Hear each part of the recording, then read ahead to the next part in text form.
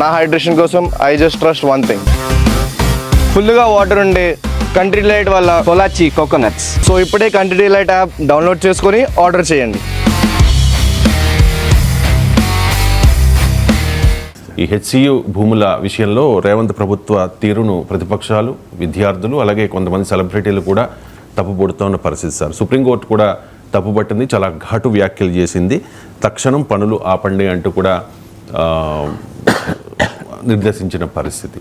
So ఈ చాలా comments చేసింది కదా సార్, ఆ కామెంట్స్ మీద మీ కామెంట్? అంటే సుప్రీంకోర్టు కేసు మెరిట్స్లోకి వెళ్ళి వాళ్ళ ఎస్సీ భూములు ఎస్సీయా రాష్ట్ర ప్రభుత్వానియా, రాష్ట్ర ప్రభుత్వం ఆ భూముల్ని అమ్మవచ్చా లేదా, ఇవి అందులో రాష్ట్ర ప్రభుత్వము దీన్ని ఐటీ కంపెనీలకు ఇవ్వవచ్చా ఇవ్వకూడదా, ఈ అంశాల జోలికి సుప్రీంకోర్టు వెళ్ళలేదు.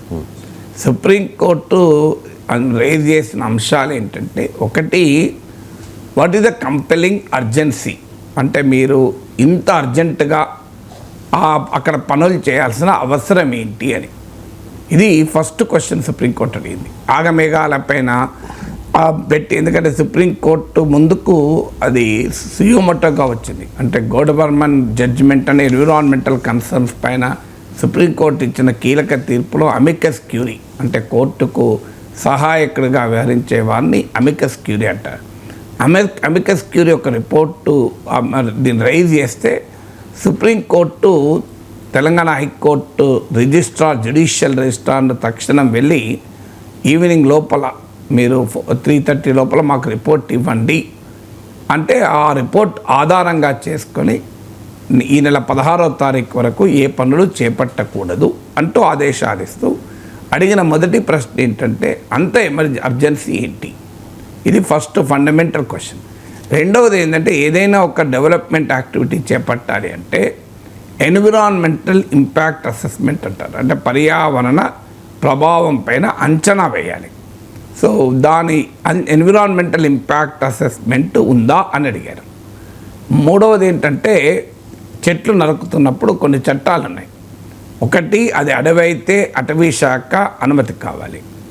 అడవి కాకపోయినా కూడా ఇప్పుడు మన దగ్గర కూడా చర్చ వస్తుంది, వాల్టా చట్టం కింద ఈవెన్ ప్రైవేట్ ల్యాండ్స్లో కూడా ఒక చెట్టు తీసేయాలన్నా కూడా ఆ మున్సిపాలిటీ పర్మిషన్ కావాలి. ఇప్పుడు అందరూ తెలుసు, మన ఇళ్ళల్లో కూడా పెద్ద పెద్ద చెట్లు పెరిగి ఇబ్బందిగా మారినప్పుడు ఆ పర్మిషన్, మున్సిపాలిటీ వాళ్ళ పర్మిషన్ తీసుకొని దానికి ఎంతో రుసుము చెల్లించి పర్మిషన్ తీసుకొని మన చెట్టు మనం నరికించుకోవాల్సి ఉంటుంది. అది చట్టం చెప్తుంది. అందుకే సుప్రీంకోర్టు అన్నది ఏంటంటే, అటవీ శాఖ అనుమతి ఉందా, అలాగే ఈ చెట్లు నరుకుతున్నడానికి స్థానిక చట్టాలలో ఏమైనా అనుమతులు ఉన్నాయా, అంటే వాల్టా చట్టం లాంటిది కావచ్చు.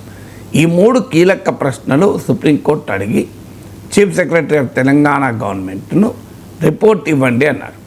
దాంతోపాటు తెలంగాణ గవర్నమెంట్ చీఫ్ సెక్రటరీని పర్సనల్గా దీనిపైన బాధ్యులు చేశారు.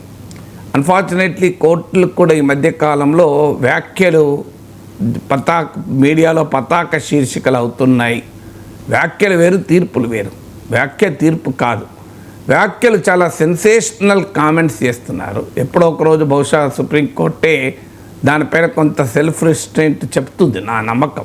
ఎందుకంటే భారత న్యాయ వ్యవస్థ చాలా గొప్పది. సో జడ్జెస్ చాలా సందర్భాల్లో చేస్తున్న కామెంట్స్ సెన్సేషనల్ స్వభావాన్ని కలిగి ఉంటాయి. నిన్న కూడా కామెంట్ ఏంటి అంటే, చీఫ్ సెక్రటరీని జైల్లో పెడతాం, ఒకవేళ కంప్లైంట్ కాకపోతే అదే చోట జైలు కట్టి సో జైల్లో పెడతాం, మీరు అదే కోరుకుంటే మేమేం చేసేది లేదు అని వ్యాఖ్యలు చేశారు. ఇవాళ పత్రికల్లో కూడా అది ప్రధానమయ్యారు. ఒకటి, చీఫ్ సెక్రటరీని పర్సనల్గా అకౌంటబుల్ చేయడం కరెక్ట్. ఎందుకంటే గవర్నమెంట్ పొలిటీషియన్స్ డిసిషన్ అయినప్పటికీ కూడా బ్యూరోక్రసీ ఇది అకౌంటబుల్ కనుక సమస్య సీరియస్నెస్ రీత్యా, సమస్యకున్న అర్జెన్సీ రీత్యా, అది సమాజం దృష్టి ఆకర్షించిన తీరు రీత్యా, పర్యావరణ పరిరక్షణ ప్రాధాన్యత దృష్టిలో పెట్టుకొని supreme court chief secretary personally accountable చేయడంలో తప్పేమీ లేదు. సుప్రీంకోర్టు చూపిన కన్సర్న్కి అది ఉదాహరణ. ఎందుకంటే గ్రీన్ జడ్జిమెంట్స్ సుప్రీంకోర్టు చాలాసార్లు ఇచ్చారు, హరిత తీర్పులు అంటారు. అంటే ఎన్విరాన్మెంట్ విషయంలో చాలా బలమైన తీర్పులు సుప్రీంకోర్టు ఇస్తూ వచ్చింది. కానీ ఇఫ్ మీరు దీన్ని కంప్లై చేయకపోతే మిమ్మల్ని జైల్లో పెడతాం. అసలు ఆ స్థాయిలో వ్యాఖ్యలు చాలా ఆశ్చర్యాన్ని కూడా కలిగిస్తున్నాయి. Chief secretary is also a very senior most IAS officer. Chief secretary is also head of the executive జ్యుడిషియరీపై కానీ జ్యుడిషియరీ ఎగ్జిక్యూటివ్పై కానీ వ్యాఖ్యలు చేసినప్పుడు అది వారి పట్ల సమాజంలో తప్పుడు అభిప్రాయము లేదా వారి పట్ల అండర్మైన్ చేసేటువంటిది ఉండకూడదు. ఇప్పుడు కంటెంప్ట్ ఆఫ్ కోర్ట్ అని ఎందుకంటారు? కోర్టుల పైన కోర్టుల అథారిటీని అండర్మైన్ చేసినట్లు కూడా ఉండకూడదు. అంటే ఒక వ్యవస్థ మరో వ్యవస్థపై ఆధిపత్యాన్ని ప్రదర్శించడం రాజ్యాంగం అంగీకరించదు. సెపరేషన్ ఆఫ్ పవర్స్ అంటే each organ of the constitution work in respect with the other organ. అంటే ఎగ్జిక్యూటివ్, లెజిస్లేచర్, జ్యుడిషియరీని పరస్పర గౌరవంతో రాజ్యాంగ ఆధారంగా సంయమనంతో వ్యవహరించాలి. సో ఇప్పుడు చీఫ్ సెక్రటరీ పైన ఆ రకమైన వ్యాఖ్యల వల్ల అన్ఫార్చునేట్ ఏమవుతుంది అంటే chief secretary authority will be undermine. Chief secretary పట్ల సమాజంలో ఒక రాంగ్ నోషన్ కూడా వెళ్ళే అవకాశం ఉంది. నేను జైల్లో పెడతాం చీఫ్ సెక్రటరీ అంటే చీఫ్ సెక్రటరీ ఒక బలహీనురాలు అనేటువంటి అభిప్రాయం కూడా వెళ్ళడం మంచిది కాదు కదా. చీఫ్ సెక్రటరీ తప్పు చేస్తే చీఫ్ సెక్రటరీ అయినా జైల్లో పెట్టచ్చు. కోర్టులకు అధికారాలు ఉంటే దానికి అభ్యంతరం లేదు. ఇవన్నీ ఇఫ్లే కదా. అంటే మీరు కనుక దీన్ని అమలు చేయకపోతే మీరు ఆ స్థలంలోనే జైలు కడతాం, టెంపరీ జైలు, అందులోనే మీరు ఉంటారు. అది ఈ రకమైన కామెంట్స్ పతాక శీర్షికలకు ఉపయోగపడుతుంది. కానీ జ్యుడిషియరీ ఎగ్జిక్యూటివ్ల మధ్య ఉండాల్సిన రెస్పెక్టబుల్ రిలేషన్షిప్ పైన అది అడ్వర్స్ ప్రభావం చూపుతుంది. బట్ న్యాయ వ్యవస్థ ఎందుకు కామెంట్ చేసిందో మనము ప్రశ్నించలేము.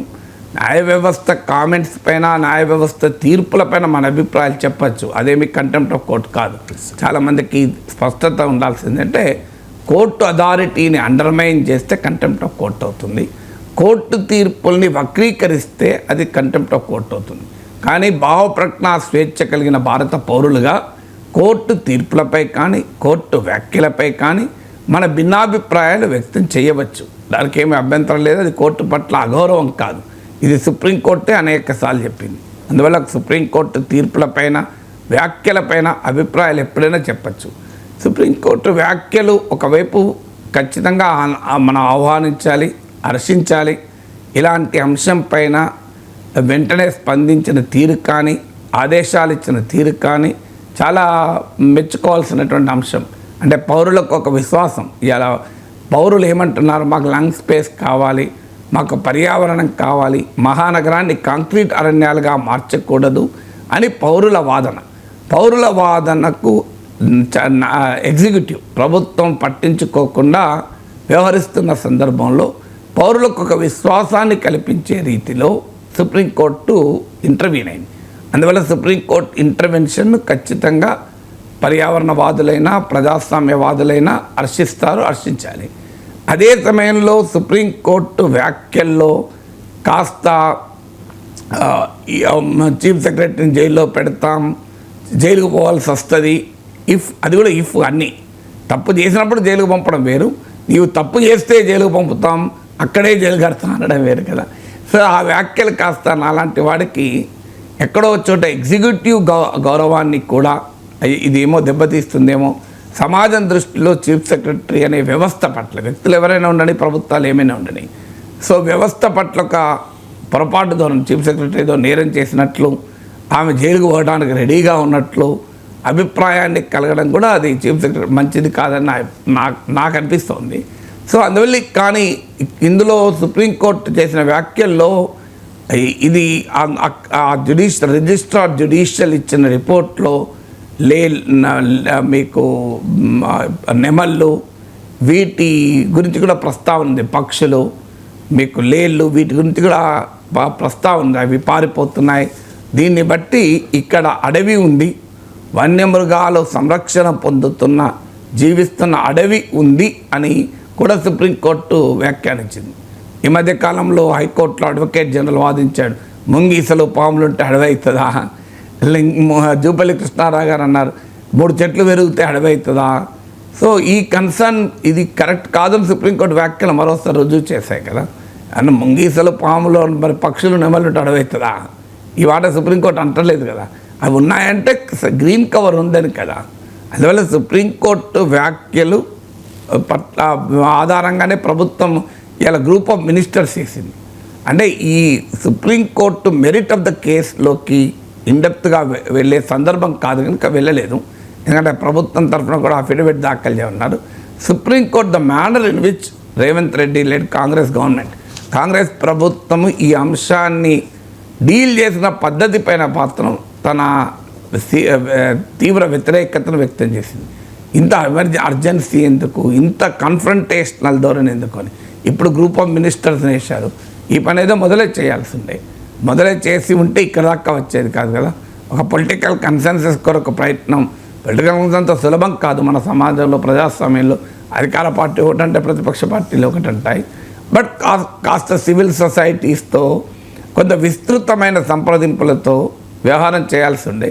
కానీ ప్రభుత్వాలు ఏమవుతున్నాయంటే అటు సంక్షేమ పథకాల భారం తన్నుకొస్తుంది, ఆర్థిక పరిస్థితులేమో అందుకు అనుమతించలేదు. ఇచ్చిన హామీలను అమలు చేయడానికి, హామీలు అమలు చేయకపోతే ప్రజల్లో అసంతృప్తి వస్తుంది. ప్రతిపక్షాలేమో అమలు ఎందుకు అమలు చేయవని ప్రశ్నిస్తున్నది. డబ్బులు కావాలంటున్నామో ఆర్థిక వ్యవస్థ అందుకు అనుమతించడం లేదు. ఎందుకంటే ప్రతి ప్రభుత్వం అప్పులు చేసుకుంటూ పోతుంది, అప్పుల భారం పెరిగిపోతుంది, జీతాల భారం పెరిగిపోతుంది.